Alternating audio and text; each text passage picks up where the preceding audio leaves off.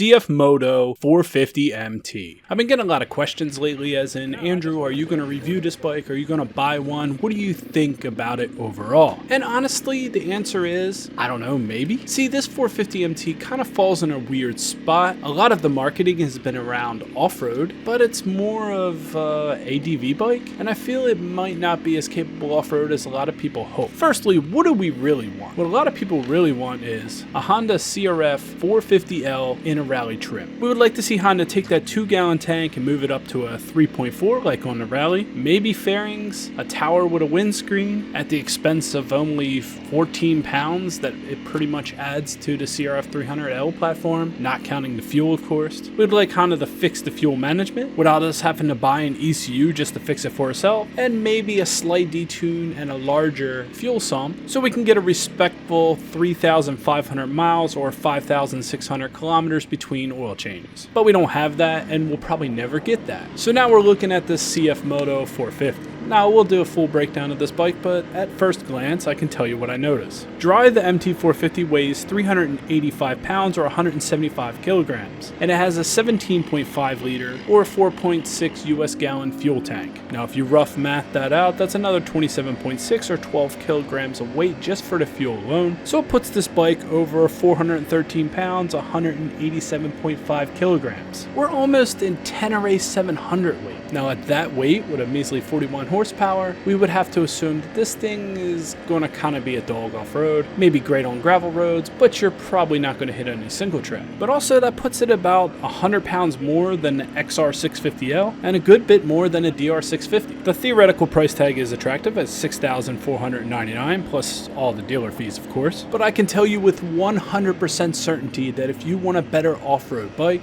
it'd be hard-pressed not just to get an XR650L. Or if you want a bike that is slightly less good off-road but can do both road and off-road, why not just buy a DR650 with an extended fuel tank? And I get it, the CFMoto 450 does have a lot of new farkles and a lot of new things, but with that could come a couple problems. And also it doesn't have the track record of something like Honda or Suzuki, Yamaha, for example, that have years and years of experience of putting everything together at no faults, as well as the huge aftermarket parts that the XR or the DR would actually offer. But I would have to take a step back and say that the price and the fuel capacity alone is very attractive. I could care less for the traction control, the phone connectivity, all that stuff.